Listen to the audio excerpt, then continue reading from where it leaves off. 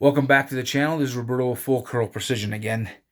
Man, what a crazy day. What a crazy day. Making great progress on the website. It's not fully ready yet, but if you want to check it out because you can, it is operational in the sense that you can just go visit. We're still setting up some things as far as to be able to take orders and things, get pictures up and ready. But if you want to go check it out because you can, it's fullcurlprecision.com. It has links to uh, obviously the YouTube page you guys are on here, but also to my Facebook page and my Instagram page, so you can go check those things out. You don't have to, but if you did, cool, great. um, so that's an update. That's stepping in the right direction. Also, I got to talk a little bit with the gunsmith today, but he's still also busy, so I haven't gotten a clear answer whether or not I can get it this weekend. I'm gonna push him on it though. I'm gonna talk to him again tomorrow. I'm just gonna tell him I need to come and get it. So, um, that's just the way it is. You know, I need to get building on it. I don't have too much time. I mean, as much as I want to, need to be patient, and I have been. I also need to get it done. So at most, I'll give it another week. Yeah. Anyway, all said and done. There's also some other things too. I did a video talking about rifling patterns, and we have a good pattern going, and we're gonna get that in the works. And I'm gonna be able to free up some funds here, and I'm hoping sometime next month I'll be able to get those specs into the tooling company and get them made, and get a barrel bought and rifled exactly how I want it.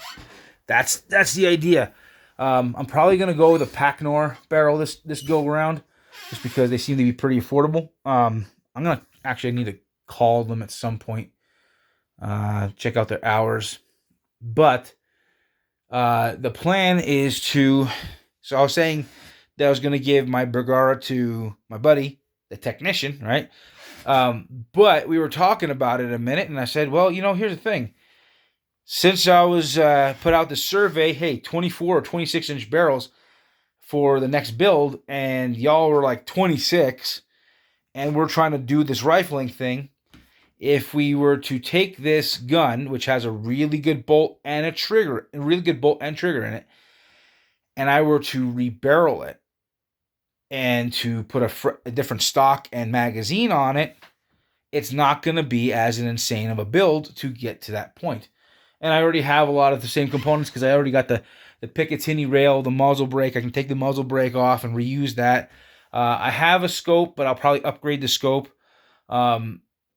Just a handful of things. But yeah, that's the plan, and I think that's going to work out better. It's a really good rifle. I really like the way it shoots, but at the same time, I need to have prototypes. I need to have my proof of concept. Will that happen immediately? No. First things first, get the tooling, get other things going first. And so the plan is to definitely make this thing, turn this all into a very, very good rifle setup. It'll probably end up being a little heavier than what I got right now, but that's okay.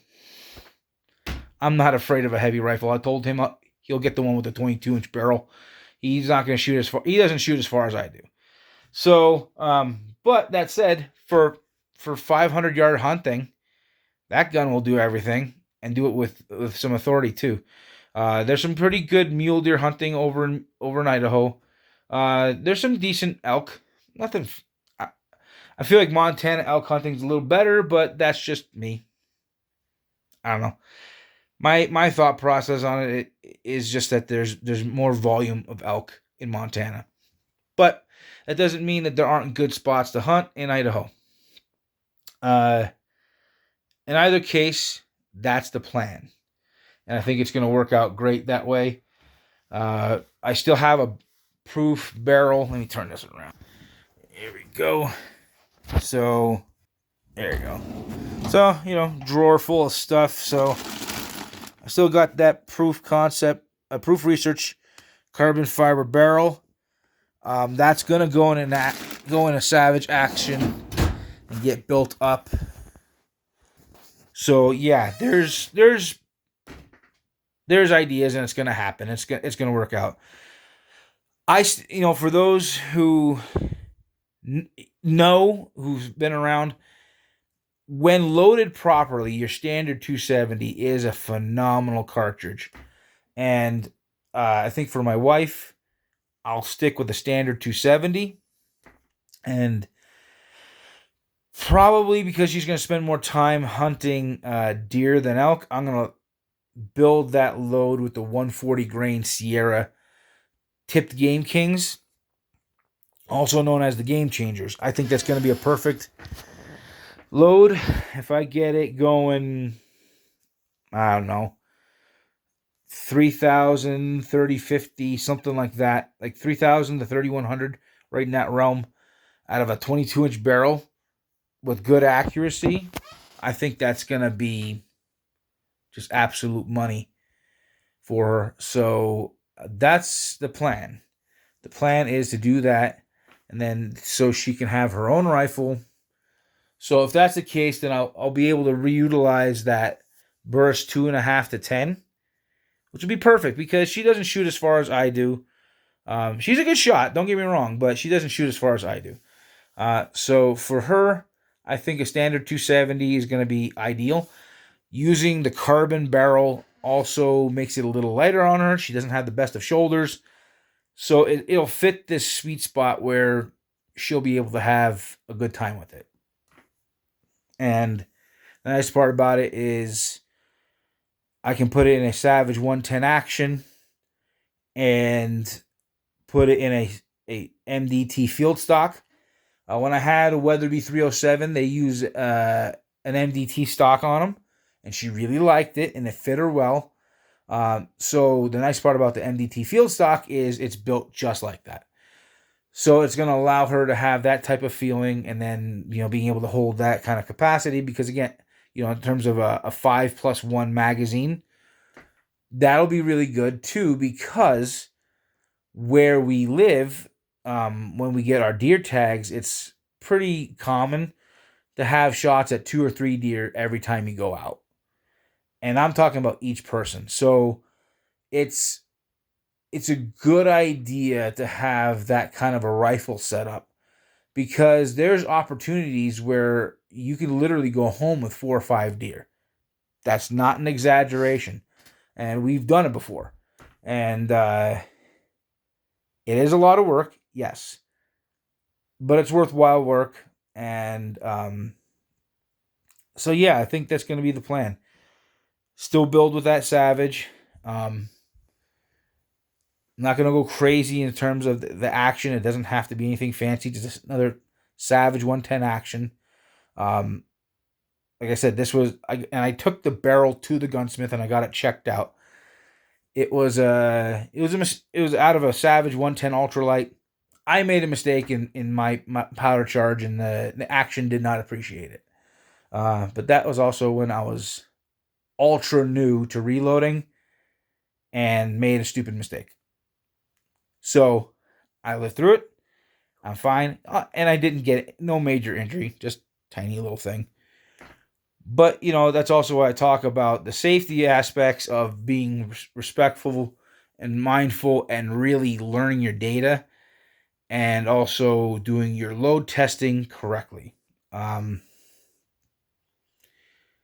It's definitely a challenge whenever you're crossing into new territory. So I'm going to be extremely safe when it comes to developing the 27 Ibex, because, it is kind of new territory with this cartridge, there's not exactly a whole bunch of data floating around in terms of a 270 with bullets much over 160 grains. And when I say 160 grains, it's only it's a 160 grain Nosler Nosler partition soft point.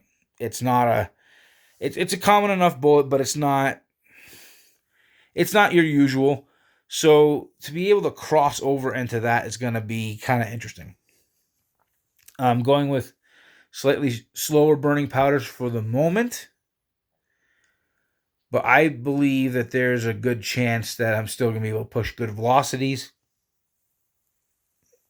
And so when I'm doing my comparisons, I'm going between 270, 280 Ackley, 270, 280 Ackley, adjusting the lance pressure, the case overall length, adjusting this, adjusting that, and I'm getting as much data as I can because there's so much similarity.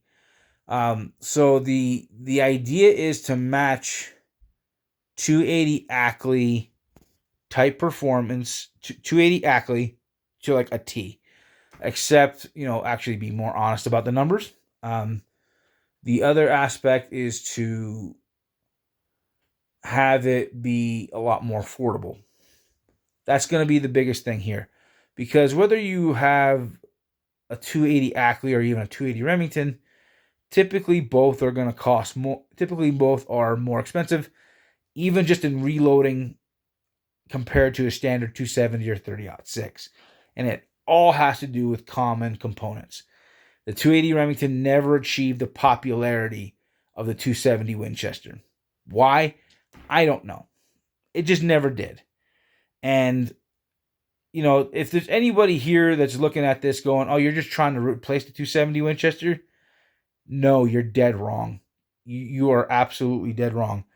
I have nothing but the utmost respect for the 270 Winchester. I've killed way too many animals successfully with it to try to want to replace it. I don't want to try to replace it. I want to add to it. That's my goal. It's not to replace it, it's to add to it. How are you going to replace a piece of history that's been around for over 100 years? And yeah, at this point it's 101 years. That's a tried and true cartridge that has fed families now for 100 years. How can I ever even be so arrogant to even think that? There's nothing that, even with all the hard work that Hornady has been doing to get people to stop using the 270, to take on the 6.5s and the Creedmoor and the PRC, and to adopt this and adopt that, has it worked? No. It hasn't worked. Same thing when it comes to replacing the 30-06. Has it worked? No. The 308, it hasn't worked. So, is my goal to replace the tried and trues? Absolutely freaking not. No. Not even remotely. I'm never going to try to replace that. How stupid is that to try to tell somebody that their grandpa's 30-06, 308, or 270 is no good when it's got proven track record that it is? Only an arrogant moron would ever even think about trying to do that. So, I don't want to be an arrogant moron, so I'm not going to act or even think that way. Again, the idea is not to replace, it's to add to. So now you have something to compare with. And again, if there's a way to do it where it's affordable, and a way to do it where you're not breaking the bank, whether it's for rifle or ammunition, and that's going to be the best part about this, making your ammunition. And yes, I'm going to say making your ammunition, that's not an exaggeration. It's going to be easy. The expensive part is where you start getting into the dies. Now, I spent a little bit more because I didn't have just the dies. I had the reamer and the go no go gauges. So my total cost in tooling is going to be higher than, per se, you just get the reloading. Now, if you wanted to buy a whole kit, will I sell a whole kit? Yes. But I don't suggest trying to do any of that until I actually get a chance to do some reloading data and have some written information for you. This way you just have a point of reference, because I'll write down, and I said I'm going to make videos and document it all. But at the same time, if you are interested in that, yeah, we can definitely discuss that. But again, I don't suggest, and I wouldn't feel comfortable doing any of that until I've been able to verify that it works exactly how I want it. Because my goal for myself, and you ask anybody who knows me, I hold myself to a high standard when it comes to my accuracy, in terms of machining, in terms of data. And anybody who's been watching my channel long enough knows I don't pull my punches. If I think something's garbage, I call it that. And and I'm not going to hold myself to some separate standard and be a hypocrite about it. Why? Because it's not like I'm going to fool anyone, and then I have to live with myself knowing that I'm a hypocrite. No, I'd rather be able to sleep at night. Thank you very much. So I'm going to do my reloading with this. Be cautious, slowly work up, try different powders, get it going. But ultimately, what I'm looking to do is to provide very accurate and very reliable and safe data that people can use and reference. And yeah, I'm using a good slew of bullets. I don't personally plan on using any Hornady. There's not really a great selection of 27 caliber Hornady bullets beyond, everything in the 130 to 150 range. Again, I don't really care for them as a company. It doesn't mean that they don't make good products. I just don't care for them as a company. But if you feel like you want to use their stuff, go for it. You're not going to hurt my feelings. I don't care. I'm just talking about for myself. And, that said, if you find a load that works really well with your rifle and in this cartridge, and it does a really good job and you enjoy it, use it. And you can send me the data and I'll post it. I don't care.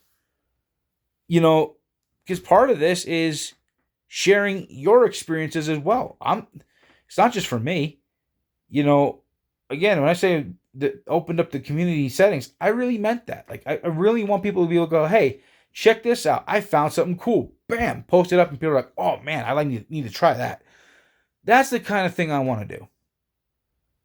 So I'm going to go take a shower and I'm going to go to bed. That's all I have for tonight. We'll talk to you later. Please like, subscribe, share, comment, hit that notification bell. Anything you can do to help us out. And if you want to check out the website, just to check out that it even exists so you can see it for yourself, it's just fullcurlprecision.com. And so it goes to the storefront. Like I said, it's not ready for taking orders yet, so don't try to do that. But I will put the update on when more things come available, as it's getting more online, things about that. But, we're small. So if you decide at some point in the future to put in an order, we're not Amazon. We're not going to have 3 day, 2 or 3 day shipping. We can't do that.